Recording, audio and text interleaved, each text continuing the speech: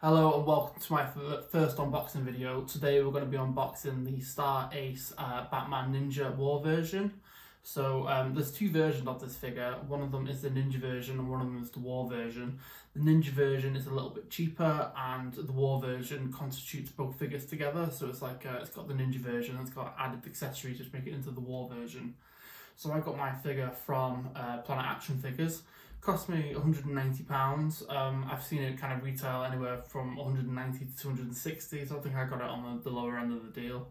Recommend that you go check out Planet Action Figures for 1/6 scale figures, them and The Good, the Bad, the Robots for any figures in the UK.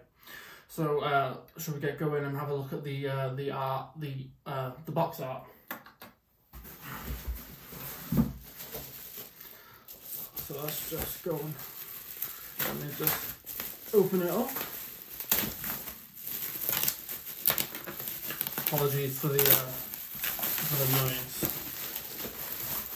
Just gonna throw that over there.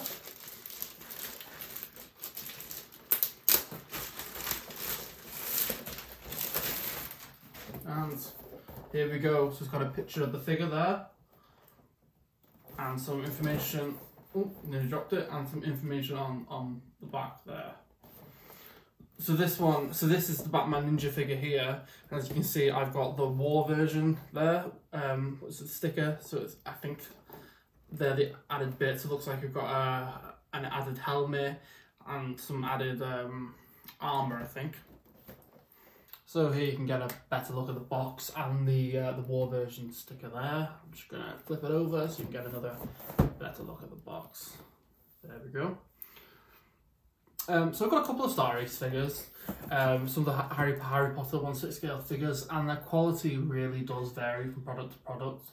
I've got, so for example, the Voldemort figure is absolutely fantastic, and then the recent releases have kind of dropped below par, I would say. So take a look at the Lucius Malfoy, for example.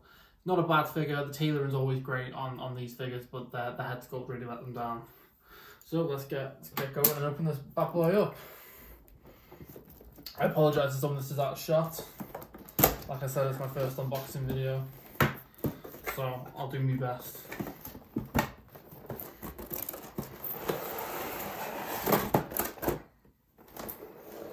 So that's everything that comes in the box.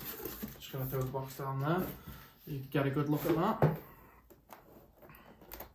So it looks like it comes with a stand, it comes with like a samurai sword, batarang. First impressions, it looks pretty good. So there we go, let's unlock this. So you guys can get a better look at the figure itself.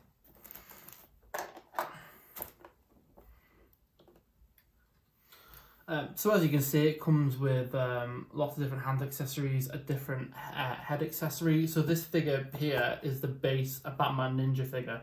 So that looks like what will come if you just ordered that. And then all the stuff at the back here, so you can see it's got some extra armour, a new chest plate and an extra head sculpt here. That's what comes with the War version.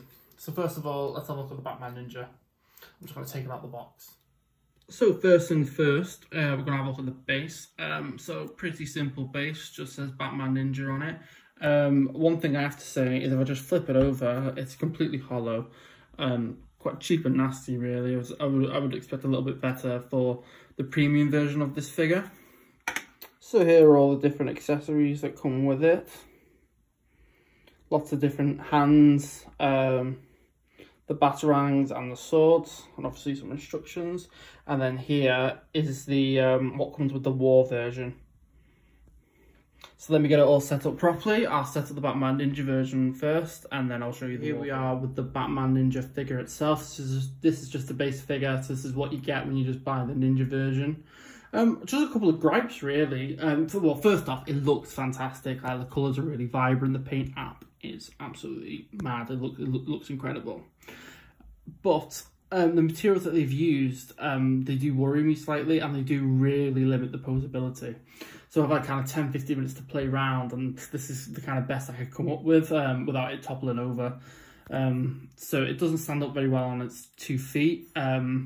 And this here, if you can see, that's all like really thick rubber. So if I could just point you over to the arm there, I would worry about posing this in a dynamic way for a long time. So let me get another close up there. That's a big crease.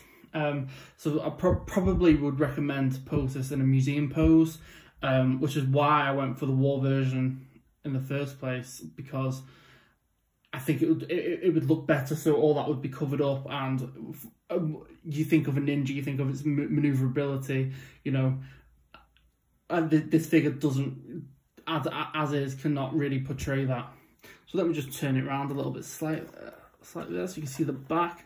So the cape, it is wired there. I just had to kind of play around with it. It is big, and I think, you know, if you spend some time with that, you would really get some good, dynamic poses out of that itself. The cape does just come off here, so if you have a look there at its neck, it's just Velcro and it just comes off. So you get a good look at the face sculpt. Have a look at the arm there. And have a look at the feet there. So the feet really don't pose well. They struggle to lay flat again. As you can see, there's a bit, I can get my finger under the gap there. Just struggling to lay flat. When I do it, it's tippling over. So just a couple of gripes. It looks fantastic though. Practicality is you're probably going to spend a lot of time trying to get it to look good. And if you do get it to look good, you're going to have some tears in it from that there. So here we are with the war version of Batman. So just so you can see what we've added on here, we've got a new head sculpt. We've got all these bits of armour here, they're added on. Another sword, these two bits here, and there's one at the back. These two knee pads here. And that's it. I think these small bits really transform the figure. It looks a lot more imposing now on the shelf, I have to say. These bits here, all the bits here and here, these are all magnets, so dead easy to put on and take off. So if you do want to switch it up, it's really, really easy. The head sculpt comes off a little bit harder, so it can get a bit stuck on there, but you have to use a bit of force to get it in. If you are struggling to put it in, I recommend just blow dry the peg, and then squish the head in. It makes it a bit more malleable, and you'll do it without breaking the figure. So for my review of the figure, I think it looks 100% better in this version, so I'm definitely glad that I bought this version. It looks a lot more imposing on the shelf. You can get away with putting it in a more kind of museum, kind of boring pose. So let me just spin you around and show you the back and the side there. So I believe you can put these under the cape or over the cape, these bits here. I put them over the cape, I just thought they looked better. You could show it off a bit better.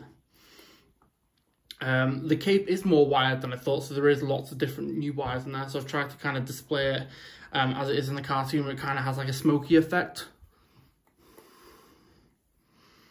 So definitely this is going to have a place. This is how I'm going to display the figure. I'm going to display it in a museum pose. Obviously I don't want to damage because I don't want to damage the figure by displaying it in a dynamic pose, because the rubber may tear.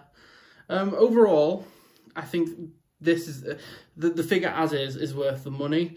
I think if you've got the Batman Ninja version, I think you might be a little bit disappointed.